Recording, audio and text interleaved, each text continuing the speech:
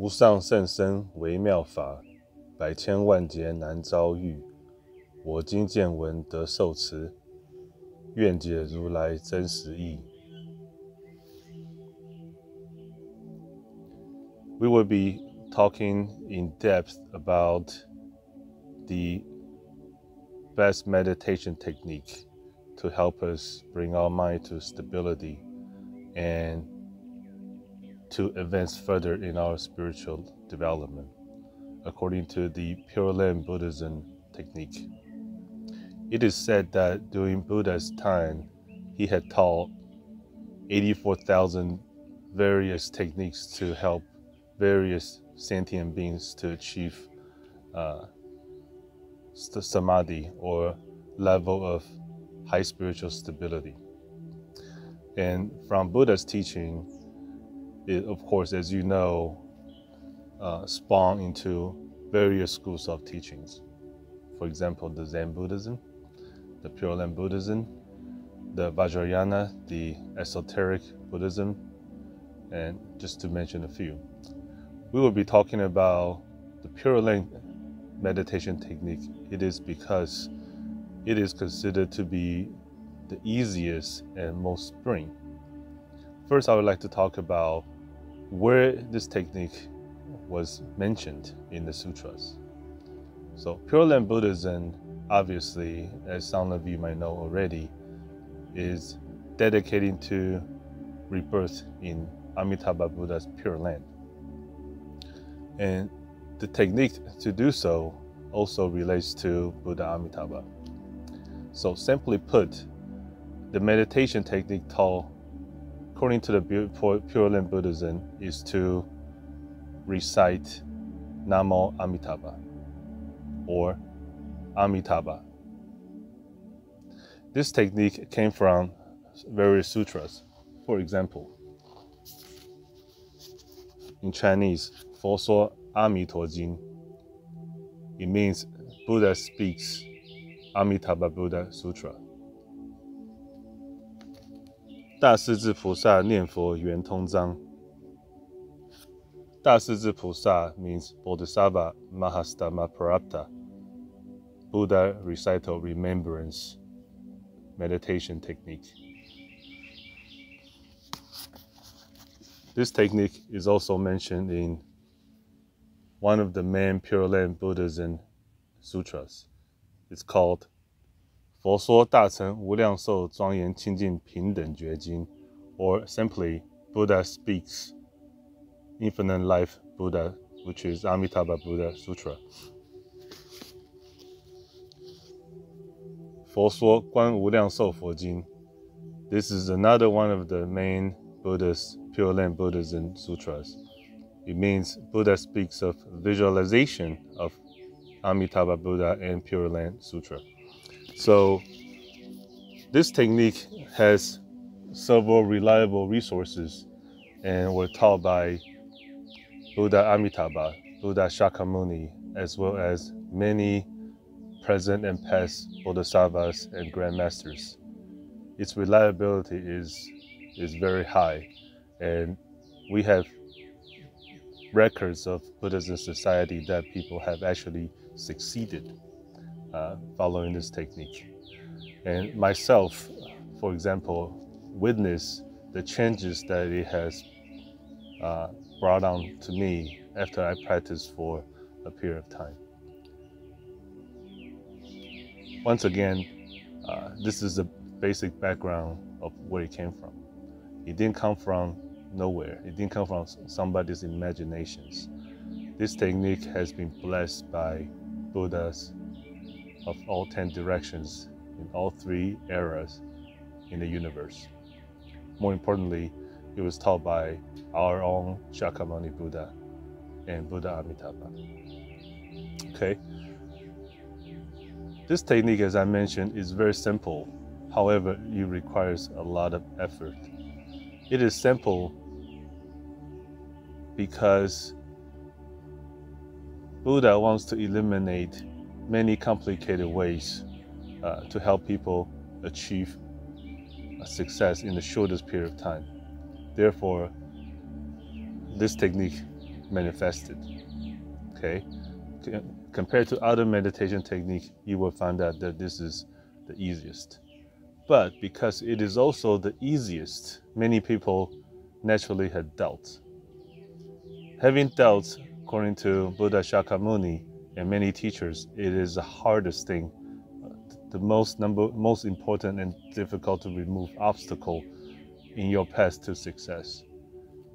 So how do we eliminate doubts? We refer to sutra, we read sutra. Number one, we listen to teacher, and most importantly, practice. As you practice, you'll realize that everything that Buddha had taught was true. Therefore, when you get to that level, you remove your doubt. It enhances your faith. All right, so now we're going directly into the technique of Buddha Recital. When it was first taught 2,500 years ago or 2,000 years ago, there were 4 different types of Buddha meditation.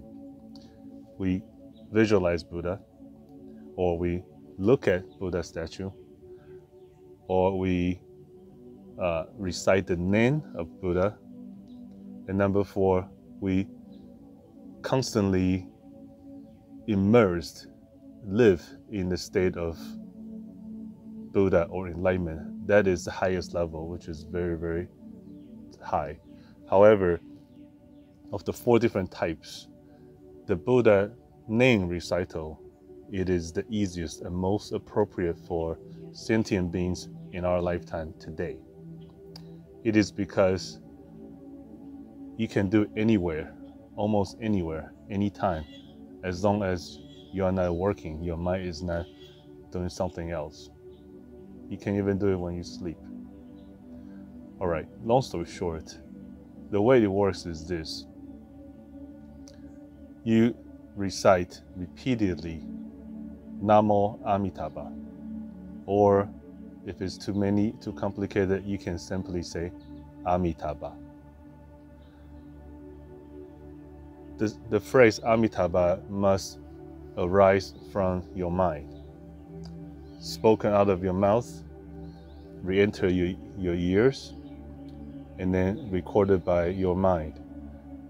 And you do that while keeping the record, a track of the number of your recital from 1 to 10. So that when you are stopped any moment, anytime, you remember where you are. This technique gives you a sense of target and goal to achieve. The fact that you have to reach 10 before you start over, it gives you a constant target that you're trying to achieve. Versus if you don't, you'll realize that your mind drift goes away very easily if you don't set the target. So by trying to keep a track of where you are in the set, your mind, you force your mind to be on that track. All right. If you are not working, you can obviously do that, chanting, reciting out loud. If you are with people on the bus, or on the airplane, or in the school, you're walking, you don't want to disturb other people, you can also do that silently.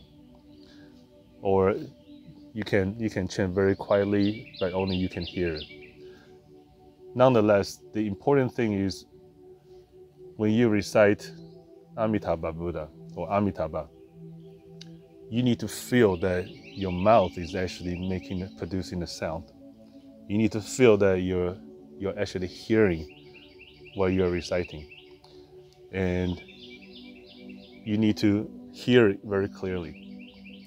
This technique was also endorsed by the 2 great bodhisattvas sitting next to Buddha Amitabha in the Pure Land. The importance of this technique is remember, track, and hear clearly. The reason why this is also the highest level of meditation is because when you try to focus on hearing your own sound, you will exclude your attention to the external world around you. For example, initially, when you start to recite, you will hear the sound of bird, sound of things around you, the airplane, the water, the wind. However, as you start to focus deeply into your meditation, the sounds will cease. The external sounds will cease, will not enter your mind. And that's the moment you have actually entered the state of Samadhi. You have no other thoughts except listening to your sound. That is focusing all your minds into one point, as I mentioned before. Your six senses or six faculties naturally pay attention to outward.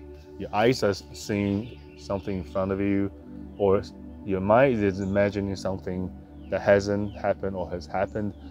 Your ears are listening to the sounds around you. Your nose smells things that's around you, and your body touches things that's around you. So your body has been taught to constantly focus outward. But you'll realize when you listen within, all the other five senses came back within. So if you can control one of your six faculties, all other five will come back as well. So listening is the most spring, because sound can come from all the directions, right? And your sound produced by your mind can come from anywhere, anytime.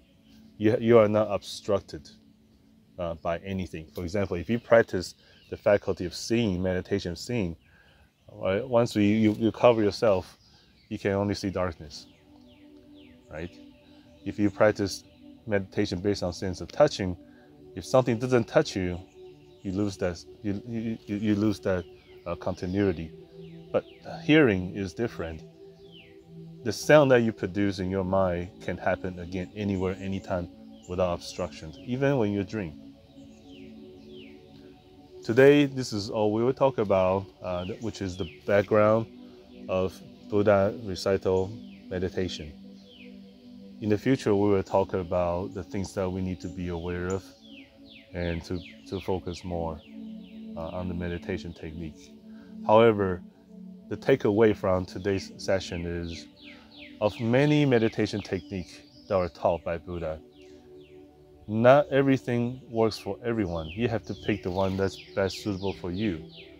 It is said by Buddha himself and also many masters presently and in past, that people, the sentient beings in today's Dharma's end period or end of Dharma period, we need more help.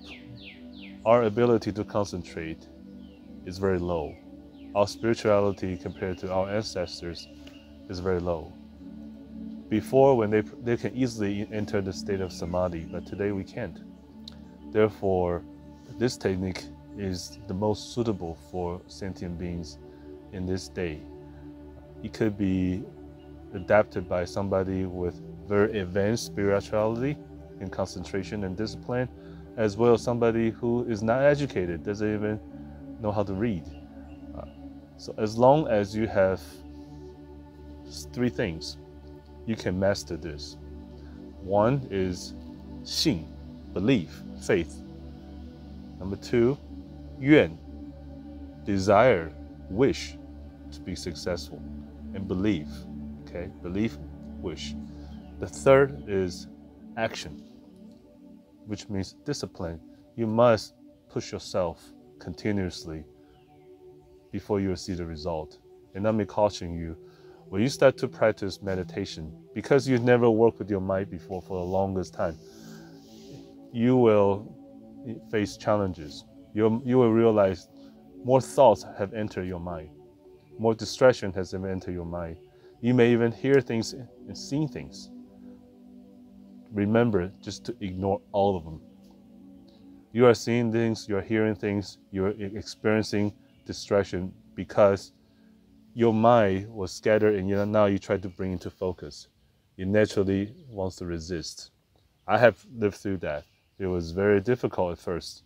And many times I feel like I want to give up. Because the more I practice, the more distraction I got. All right. And when you encounter that stage, ignore it, continue. You must continue. And the good news is, after a while, I cannot remember if it's 3 months or 6 months or even longer, the thoughts, the distracted thoughts, the wild thoughts, deluded thoughts become fewer and fewer, less and less.